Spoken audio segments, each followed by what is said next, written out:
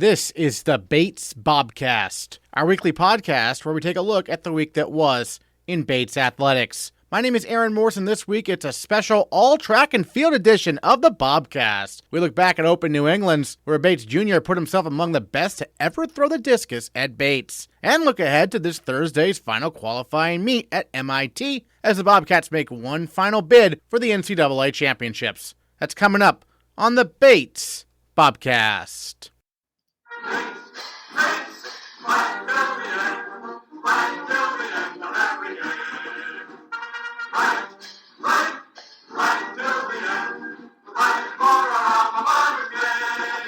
The Bates track and field teams went up against opponents from all divisions of the NCAA Friday and Saturday in Rhode Island at the Open New England Outdoor Championships. On the men's side, junior Liam Byrne surged into 6th place on the Bates all-time performance list in the discus with a top throw of 50.34 meters, earning him 5th place in the event and all New England honors. The throw landed him ahead of Ethan Waldman and just behind Rich McNeil on the Bates men's track and field all-time performance list. And Liam Byrne is our male Bobcat of the week. Well, Liam, first of all, let's talk about the discus. A huge PR for you. You told me off air you felt this coming for weeks. Take us through the competition there at Open New England. So it was definitely the best discus comp I've ever been in. I think I had a small PR in the prelims, some like 48.6 or something around there. So I was sitting in second going into finals, and it was obviously the UNH guy that was seated 54 high and ended up winning with 56.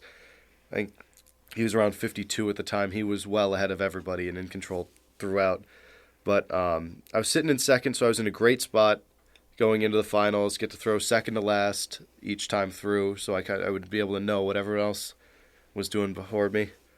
And then people started popping 50s left and right. I think 4 different people threw 50 meters within their next two throws. So I within an instant went from second down to 8th. And then it was funny. So one of the throwers from Orono was a kid I threw against in high school, and he was significantly better than me back then, and he definitely a little bit of a rivalry there. So I was able to he threw I think a PR of 49.7 with his last throw. Watching that happen, he had then jumped ahead of me, so I was kind of sitting there stewing on that. Definitely gave me a little extra motivation, and just finally connected on the last one. Didn't slide out of my hand weird or anything, which was nice. Yeah, and that Open New England gives you a chance to compete against Division I competitors like guys from Maine and New Hampshire. What's that kind of like? I mean, you mentioned you knew this one guy, but also to see what the New Hampshire guy was able to do and have that sort of an aspirational thing, right? It's a lot of fun. We were all there were some very good throws. There was a multi that threw 15.96 in shot and over 48 in disc, which is way beyond anything we see multis do. And so it was a good, marks-wise, it was essentially a Nationals preview. Not obviously the same people won't be there. Sure. But the top marks are around the same. So it was nice to get that higher comp a couple weeks before. Just early prep, got me mentally ready for it. And the last throw of the day was a PR. I mean, once you released it, do you know this is it? No. My dad was there, and he got a video from the side, and I was watching. You could see I was kind of looking at it confused because the field wasn't exactly flat, and we couldn't see the lines. So throughout the day, we had no idea where anything was landing. The 50-meter marker on the side was also hit at one point during warm-ups, and we didn't realize the guy put it back in the wrong spot. It was sitting around 51.4. Okay. So discs were landing, we would guess, and it would just be when we're on the side waiting, we always take a guess on what the mark's going to be before the official announces it for everybody. And no one got within a meter all day. We're usually good within about a half a meter because we see a lot of them where you get used to it, but we had no idea where anything was landing today, so it was totally up in there. No idea. So what was your reaction when you heard your distance? It was initially relief because I knew that would send me. If you break 50 meters, you go to nationals. Essentially, it's a very rare year. I don't know if it's ever happened.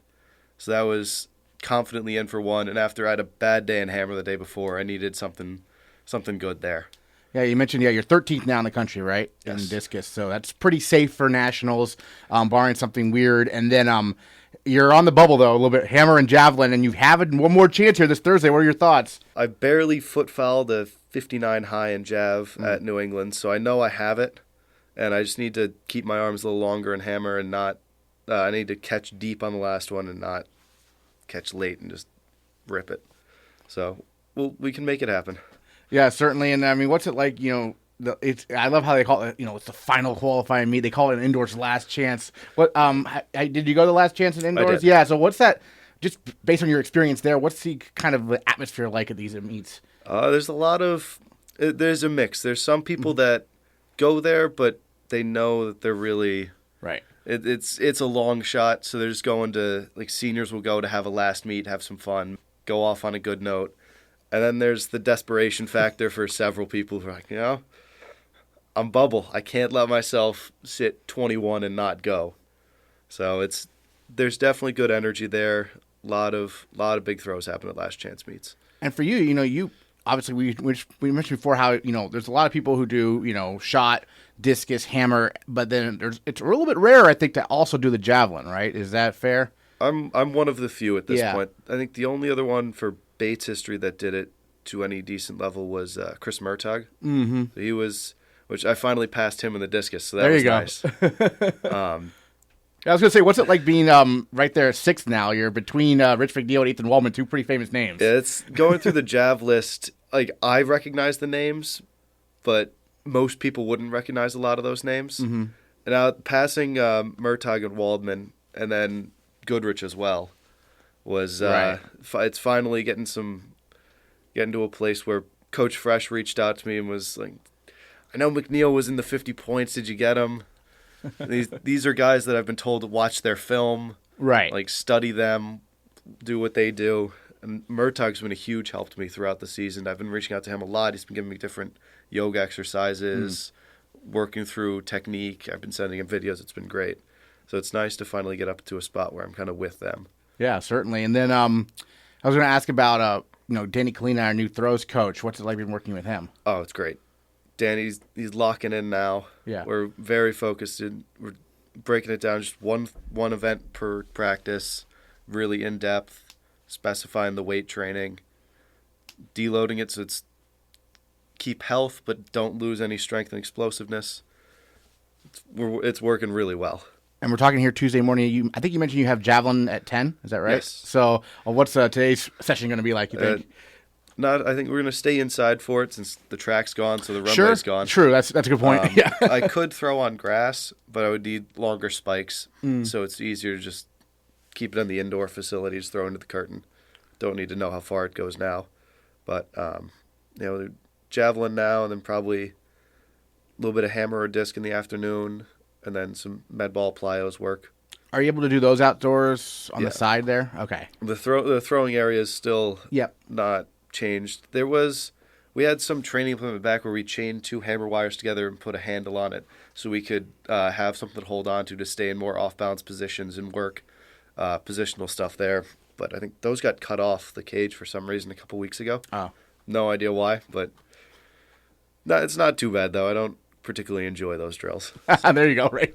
And then, how about the other Liam, right? 3.5 meter Jav PR. Yeah, right? Liam Evans, what a year he's had. I mean, when you watch him in a decathlon, what are your thoughts? Because that's such a challenging event with 10 different things you have to do, right?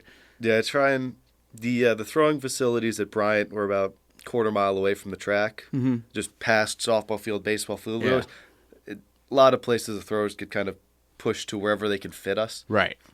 So I didn't get to see a ton of it, but I was able to be there holding blocks for a couple of his events, cheering on. It's always fun. He's working really hard for it, and we'll see. He's sitting 25th right now with no more decks left. So maybe 5 people get COVID, have been injured, drop out, don't declare, whatever it is. I think he's coming down to the last chance to throw some javelin and pole vault.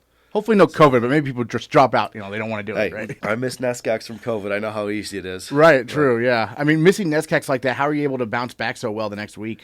Honestly, it just gave me a bit of rest and then a little extra motivation. Just looking at all the marks. The one person seated ahead of, I think I'm seated first in disc, hammer, and javelin for the Nescac, and then second in shot put to Trinity. Guy Ethan Wilkie was an All-American indoor. He didn't have a good meet, so it was very frustrating to watch that. And I came back very motivated the next week. Yeah, certainly. And then, so who else is going with you to MIT this Thursday? As far as I know, from the men's side, it's going to be me, Liam, and John Mashansky. I don't know if John Everett's going to go. Okay. it's still up in the air on that. And I'm not sure from the women's side. I thought Elise would go, but she might be in enough. Oh, okay. Because for the mid-distance, people will drop out of them if they're in for multiple. Right. So I'm not sure. It's usually a pretty small group. I went last year and it was just Elise, Ryan Nealis, and I. Liam Evans, you mentioned, so no more decathlon for him, but what else? No. What is he going to be doing I there? think he's gonna. I don't know if he got in for javelin, but he's definitely gonna pole vault, and he might throw javelin as well. Okay, pole vault, gotcha. Okay, nice. He had a massive pole vault PR at D3 New England's. Gotcha. Okay. So it was cool to see. Yeah, I mean, doing pole vault in one time and then javelin next. I mean, could you imagine trying to do the pole vault? Not anymore. Not anymore. I did it in high school a couple times. Okay. But oof, yeah. not to any good level. Gotcha. Yeah. So, obviously, you know, will you throw discus at MIT? Yeah. So I'm sitting 13th now. Right. And if I can get a little bit more, it's really tight between like 5 and 17. Mm-hmm. Or 60. If I can get a little bit more, it might get me into the second flight at nationals. Okay. Which would be a little higher competition around when I'm going. So just if I could do it, great. If I can't, it is what it is. Right. So when you have guys around you who are throwing it farther, that typically it just helps build the energy, get competitive energy going a little bit more. Excellent. So yeah, I guess any other thoughts you want to share about Open New England we haven't got to talk about? No, it was a fun meet. 4x1 broke 43. Right. Good way to end the season there. John Mashansky took another couple seconds off his 1500. He's down 356 low now, I think. So we'll see more from him coming up. It was just a good meet overall. Excellent. Well, Liam Byrne, congrats again on the PR and top 10 performance there in the discus, and looking forward to what you can do here this Thursday and then after that as well. Thanks so much. Thank you. Head coach Curtis Johnson catches us up on the other standouts from the men's team at Open New England's and what to expect at Thursday's final qualifying meet. Well, Coach, Open New England's this past weekend and some very impressive performances. Let's start with Liam Byrne, who we had on this week as our male Bobcat of the week. A big-time performance in the discus. It's great to see him on the top 10 list now, right? Yeah, this was definitely a performance waiting to happen. He's been hitting on cylinders all season, but that was actually his first discus PR since I believe some of our earlier competitions, even might have been our home meet. So we knew it was there. He has been performing at a high level, so I was really happy he got to focus on just 2 events this past weekend. Friday was the hammer, and I think after that he was like, I got to do a little bit more, and he did it. Saturday was amazing. He was warming up through the rounds, and oh my God, the throws facilities were what felt like a mile away from everything else, so I was like, you know what, if I leave, I'm going to miss it, so I was lucky enough to be at that area and see him get after it, and I'm excited to say, he moved into the top 10 list, put himself in a really good national contention. And he also knows what it's like to compete with guys around him that are slightly ahead or similar marks. So such a big weekend, a great weekend of growth as well. So kudos to Byrne, Coach Kalina, who, really helped him come along this season. And then, obviously a big performance for him. But also, Liam Evans, back-to-back weeks doing the decathlon. That is tough. It is very tough, and you have to really make a call. As a senior, that's a typical call. If you're close, you're like, I'm going to go for it. And so it is a battle to try to do 2 decathlons back to back. And yet even with that, he still saw some really standout performances. One being his javelin, and then another strong performance in the pole vault. So we'll get to see him out there again this weekend. And he's been,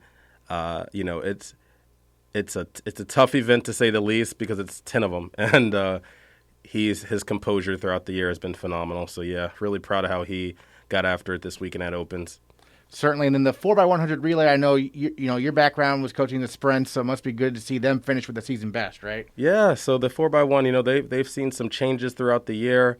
The 4 legs have changed a couple of times, and I was really happy that we could get out there. One, it was sunny weather. It was finally weather that looked like you could actually perform as a sprinter jumper. And, Garrett Evans led us off. So having him on that, season best relay for the year was exciting. And the rest of those guys are returning. And so I think having them compete at Opens and go through some of that championship season, it's something we can get excited about for the next couple of years. So proud of that group and how they were able to stick it through and finish strong.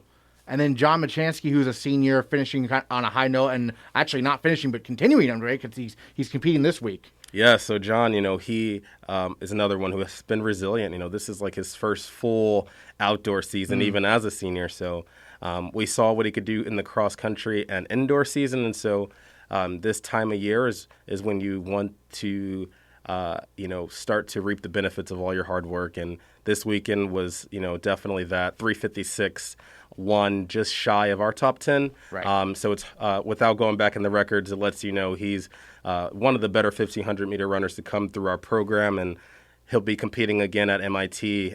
And I was there, and I know we all were on the same page that it looks like he's got a lot more in him. So I'm excited to see him get after it at MIT and see what he can do.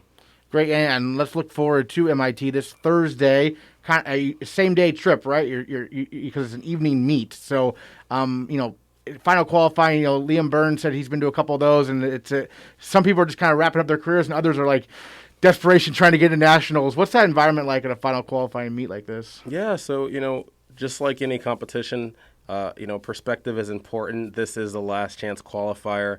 It is for everyone, whether it's for national qualifying mark or just finishing strong. And so I know my favorite thing, and one thing that we enjoyed about those final qualifiers is that they're very straightforward. They're not long and exhausting. They're to the point. You don't have to be there all day. So you get there, you warm up efficiently, and you do your best. It's funny. It can be one of the more calm atmospheres all year, actually. So the mental preparation behind it is what weighs the most. The experience actually is one of the more efficient ones. So yeah, Byrne and Evans, those guys, even John as well, competed at Tufts last chance for the indoor season, and so they're familiar with the fact that it's very straightforward. And as long as you are feeling confident and relaxed, you actually are in the best possible position to just do your thing. So I'm pumped to go down there with those guys. And for Liam Evans, mentioned obviously 2 straight weeks with the decathlon. It must be relatively easy this week. Just has to focus on the pole vault, right? Yeah, so it's funny. He has just been really coming on strong in the pole vault and the decathlon, and that says a lot. He's definitely put in all the work throughout the last 4 years, and so I'm excited to see how he can chip along. He's a natural athlete, and his athleticism that he's going to bring to this last competition without having to worry about so much other things, will be fun for him to just focus in and show that he can be a standout, not only with the combined events, but in one single event in the pole vault this weekend. So this trip is going to be a fun one. We didn't get a chance to talk to you. We talked to Liam Evans last week after New England's, D3 New England's, and what a bounce back, obviously, for the men. Obviously, NESCAC, there was all sorts of illnesses. People couldn't go make the trip who would have scored a lot of points. But what did it say about the team that was able to bounce back the next week and get 4th there? Yeah, looking back, I am very thankful that we had an opportunity to see that our team, this team, could bounce back from the lowest of lows and things that were out of our control, maybe some things that we could have avoided. But it says a lot that we didn't allow that NESCAC meet to, really put a damper on the rest of our season. We talk about it and we talk about how to, bounce back from those moments, but to see it actually happen. And as you know, New England is NESCAC plus everyone else. Right. Really proud of that group. We had a lot of first years at New England Division III as a part of that effort of redemption and scoring, and so they got a little bit of what it's like to not have a perfect season, but have one where you could still finish strong. So I'm sure Liam Evans mentioned it, but incredibly proud of this team and what they've been able to do. I know this group was able to learn a lot about themselves, and the returners especially will be able to know that one bump in the road does not define your season. So that has been, the last couple of years, but this season as well, just knowing how to, pick up when you get knocked down and go with the flow. And this group has shown a lot of resilience. Terrific. Well, any other thoughts you wanted to share about either Open New England this past weekend or the final qualifying meet this Thursday we haven't got to talk about yet? Yeah, so Open New England, even though we go down with a smaller crew, it's a crew that typically is leading us all the way through and going into MIT. I know the team even though they won't be there in the full team capacity, the team spirit is there. We're ending with a lot of momentum, and it might not have all the bodies at this last one on Thursday, but it's all the people who care about our team are still eyes on and really proud. I'm very proud of this group going down, and when the work is done and there's nothing left to do but just enjoy competing, there's good things that can happen. So we're looking forward to that. All right, Curtis Johnson, thanks so much for joining us on the Bobcast. Really appreciate it. Yeah, thank you so much. On the women's side, senior captain Elise Lambert and junior Jill Richardson both earned all New England honors with their performances in the 800 meters and the 10,000 meters, respectively. Richardson, who ranks 10th all-time at Bates in the 10K, raced to the finish in a personal record time of 37 minutes, 46.16 seconds, taking 4th place out of 16 competitors in the event. And she is our female Bobcat of the week. Well, Jill, Open New England, 10,000 meters. First of all, 10,000 meters, that sounds exhausting just saying. That's a long, long race. Mm-hmm. How do you approach it compared to, say, a 6K cross-country race in the fall? Yeah, for sure. This was, my first time racing anything that long, so just kind of talked to Coach about, strategizing and stuff, and really just have to pace yourself and try not to get too excited at the start of the race. Yeah, I talked to Coach Hartshorn. She mentioned about how it wasn't the first time you run the 10K. I think the first time you ran the 10K was earlier in the year. Yeah. And you were stuck in a part where you're running basically by yourself and stuff. And this time a little bit different. Well, what was that challenge like? To take us back to when you were having to run by yourself there for a little bit. Yeah, that was definitely hard just because, it's just so long that you get so tired, and then it's kind of you get demotivated if you don't have someone right there with you. So this race was a lot better because I was able to run with somebody that was in the race for quite a while. What's it like going up against, Division I opponents and stuff like that there at Opens? Yeah, that was definitely a different experience. I didn't even know until the week before kind of what Open New England's was. So I was oh, whoa, kind of some bigger competition there, but it was very fun. And then how has this track season been? Because, you've had some cross-country seasons, but track has been messed up by COVID the last few years. So how has this season kind of gone for you to have somewhat of a normal year, right? Yeah, I feel like it was especially for the people that did cross country, we kind of had to get back into the rhythm of being 3-season athletes. So it's felt outdoor honestly felt short, but in the long run, how long we've been competing, it's felt kind of a really long season. But it was definitely great to be able to get back out there for that season. And it seems like the distance runners really had a strong year, there for the women. Coming off that great cross country year, how much did you see that momentum kind of carry over into the track season? Yeah, for sure. I think we definitely had just some confidence in ourselves, and we're able to carry some of that success that we had over into track. And then for you, Coach said that was your last race of the season there at Open. So, when you cross the finish line, are you just exhausted, or you're oh man, this is wrapping up the year? Or what were your thoughts there, kind of? Yeah, honestly, that was one of the most fun races I've had here at college. I think just because it was under the lights, which I hadn't done since high school, and all of my teammates were really just supportive and had some great cheering going on.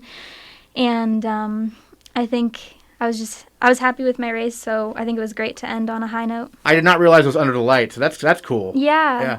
And then, because I know it was very hot day, right? Yeah. So did you feel lucky that your race was at night? Oh, yeah. It was when you got there, it was not that bad, but then when you started running, you were whoa, it was so humid, but yeah, it was great. So, obviously the team, there's events throughout the day, so you're racing at night. What are you doing during the day to are you just staying indoors, or are you out there also? Yeah, we didn't leave till later in the afternoon. Okay. But then when we got there, I didn't have too much time, just warmed up and got ready to go. So you drove down and then got out of the van or bus or whatever. Ready to go. Okay, interesting. So how is that compared to when you are maybe staying overnight somewhere? Yeah, honestly, I kind of liked it because it was I just felt I could kind of go through my daily routine and just chill out before the race. So that was good. Great. And then for you, as you're entering your senior year next year, right? Mm-hmm. So what are some goals you have kind of in your mind for your final year as a Bobcat coming up here? Yeah. I feel like I definitely want to just keep improving my times in general. I really liked the 10K, so I'd like to continue doing that, getting better.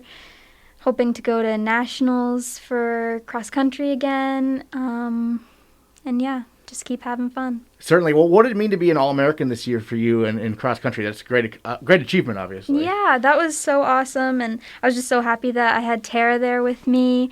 And it was just a great time. I feel like we had some great team bonding this year. And you mentioned the track and field team, at least, is having their senior barbecue tonight. Mm-hmm. I know we're having a senior awards luncheon a week from today, actually, on the 24th, also honoring some of our seniors. You're a junior, but you mentioned Tara. She's a senior. She was an All-American as well, as you said.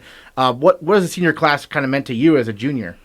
Yeah, I feel like this year, has just been, we've definitely, seen the seniors really step up into leadership positions, which I think was definitely needed. We just have such big teams this year, and especially kind of getting back into the routine of actually competing all year round since COVID. And I feel like we'll definitely miss them, but I feel like they've been some good inspiration for how to be a good senior. Great, and yeah, you'll be a senior before you know it. Yeah, coming up. Coming up. All right, Jill, thank you so much for joining us on the Bobcast, and congrats again on a great finish there in the 10K. Thanks so much. Head coach Jay Hartshorn catches us up on the other standouts from the women's team at Open New England and what to expect this Thursday evening when the Bobcats travel to Cambridge for the final qualifying meet. Jay Hartshorn with us here on the Bobcast, talking some track and field, our special all track and field edition of the Bates Bobcast this week. And Coach, first of all, we had Open New England this past weekend. A couple of standouts really there, a couple all New England finishes. First of all, junior Jill Richardson, after an All-American cross-country season, seems like she's really taking the 10,000 meters quite well. Take us through what you've seen from her this year. Yeah, so her first 10K was at the NESCAC meet, and that was a little bit rough because she got stuck in a dead zone. So she really ran 3 miles of it, pretty much solo. And then somebody caught up to her, and then she responded really, really well. So that was good to see. And obviously getting all NESCAC in our conference is always a goal. But this time we said, let's try to run a much more measured pace and make sure that we feel like we're competing the whole time. So she did a really good job just with her pacing and her execution of the race. So we felt really excited about that. And it felt like a great note to end the year on. It's interesting. I mean, she almost made nationals in the 3K. So we're still sort of exploring whether short or long is really her best event. But I'm sure she's excited for cross country next year. And how much does her cross-country ability translate to track and field? I mean, for those who don't know, I guess, I see, cross-country runners doing well in different distances, I guess, in track and field. How do you kind of evaluate, as you just mentioned, whether it's a 3K or a 10K type runner? Yeah, sometimes we ended up with her in a lot of 3Ks because it just kind of kept going well this year. And she, kept taking time off. She's someone that usually likes everything. I remember last year she did the 15. She's like, oh, I like that too. In under different circumstances, I feel like we would have that a little bit more figured out by this time in somebody's career. But, missing virtually 2 outdoor seasons has definitely made it a little bit funky. So they get to pick, whether they're interested in trying the 10K or not. And she said she was this year. Great. And then Elise Lambert also had all New England there in the 800 meters, got 4th place in the event. It seems like the outdoor 800 meters, seems like there's a lot of really fast 800 runners because she was All-American and indoor and now is sort of on the bubble almost for outdoor. How does that kind of work in terms of 800 meter runners, I guess? Yeah, it's just one of those things that kind of ebbs and flows, and this is just a year that it's really competitive. And if she had a tough April, so we didn't really feel like we really got meets in until championship season, which was pretty difficult. So if she had run a half second faster, you'd be like, oh, we're fine, no big deal, and that's such a small amount of time in a race this long. So it looks like she'll probably have to take a go at it again on Thursday night, but she still might make it in with the time she ran last weekend. But I think she's like trending very much in the right direction right now. Great. And then Jordan Wilson has really taken to the steeplechase well. Tell us a little bit about her development. I know she obviously did well during indoors, made it nationals in the mile there, and now doing quite well in the steeplechase. A little bit different event. Yeah, so we had a lot of people try the steeplechase last year, which was really fun. I think a lot of people are like, hey, no problem, like let's just go for it, just to do something different in this sort of off year. And a lot of them have stuck with it, which is great. I felt like before this class, we didn't have any steeplechasers, and now we have a ton. But I know she thinks, it's a great event, and has worked on it all year. So that's exciting. And she's actually been so consistent, but if she figures a few other things out, just like getting more comfortable with the barriers, then she's really just going to take off. She had a elbow injury to start the outdoor season, so we couldn't do too much over the barriers until she actually raced, which was like middle of April. So she's going to take another shot at it just because she still feels good and wants to see if she can run faster at the end of the year. How's everyone handling training right now? Just because obviously it's good news, the track is being replaced. We're going to have a brand new track soon, but it makes it a little bit, I guess, tougher probably to train right now, I suppose. Yeah. On our indoor track, we actually have 7 hurdle marks. So you can get pretty far. If the outdoor hurdles are 10, you can do 7. We did go to Lewiston High School, which is actually just an easy warm-up run, especially for the middle distance runners. So that part of it has been pretty fine. And when we show up at Lewiston, they're pretty much done. So I was there with a couple of them yesterday. So it's been odd, but sort of no big deal. The weirdest thing is, the throwers can still use the throwing area. So I feel like I haven't seen the throwers because we're kind of in 3 different venues, whether we stay on the indoor track, go to Lewiston outdoor track, or go to the throwing area right now. So it feels a little more disjointed, but we're definitely getting in all the work, and they're moving really fast on that track, which is exciting. Well, you mentioned the throwers for the women's team. We had Alma and Hope on the Bobcats a few weeks ago, and they both talked about how, they were, very inexperienced coming into Bates and have learned a lot in a short amount of time. What are you kind of seeing from them on the women's side? Because it seemed they both qualified for NESCACs, which was pretty cool. Yeah, they've worked really, really hard this year, which is exciting. And it's good for them to have a nice little group, and we have some more throwers coming in next year that will add to them. So I think they're really going to be leaders next year, which is exciting, and hopefully something that they're also excited about.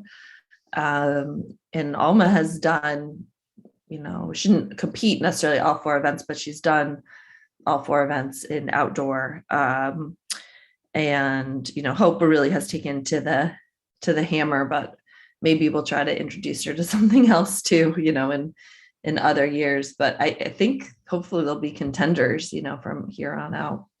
And then one person we haven't mentioned yet, but senior captain Amanda Kaufman, who came back this year and is going to the last chance, or going to the final qualified meet this Thursday. And you told me, she's looking to continue her career too, right? I mean, take us through kind of her trajectory right now. Yeah, so she was gone all last year, which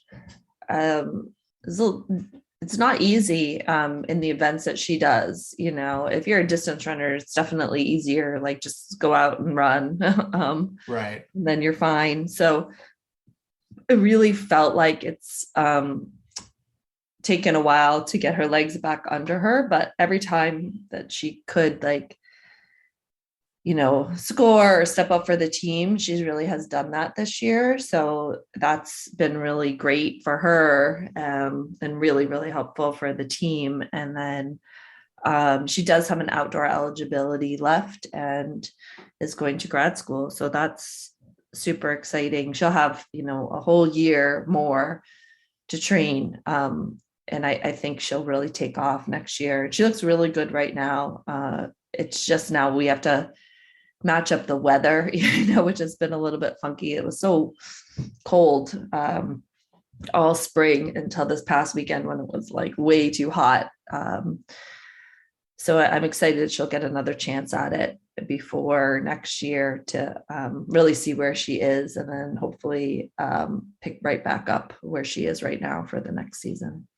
Terrific. Well, any other thoughts you want to share, I guess, on either Open New England's or the final qualifying meet we have coming up here for Bates? It's just exciting to still have people going and wanting to compete and feeling like their seasons aren't over. And we had a tough go at it, the very end of April, beginning of May, just with how sick everybody was. But I'm proud of everyone for being adaptable and just different people in relays and having to really shift things a lot more than we had to. We were earlier than a lot of schools. So a lot of schools are going through this, what we went through around NESCACs right now. But they're like, oh, thank goodness everyone's done. And we went through it when everybody wasn't done. So they really had to be pretty scrappy this year and just like keep pushing. And so I'm just grateful that the women had really good attitudes and we were able to sort of work through it all. Great. All right, Jay Hartshorn, thank you so much for joining us on the Bobcast. Really appreciate it. All right. Thank you. Next time on the Bates Bobcast, we'll preview the NCAA Women's Rowing Championships and tell you which Bates track and field athletes are headed to NCAAs themselves. Stay with GoBatesBobcats.com and the Bates Bobcats mobile app for all the latest news. And we'll catch you next Tuesday on another episode of the Bates Bobcast. Bye.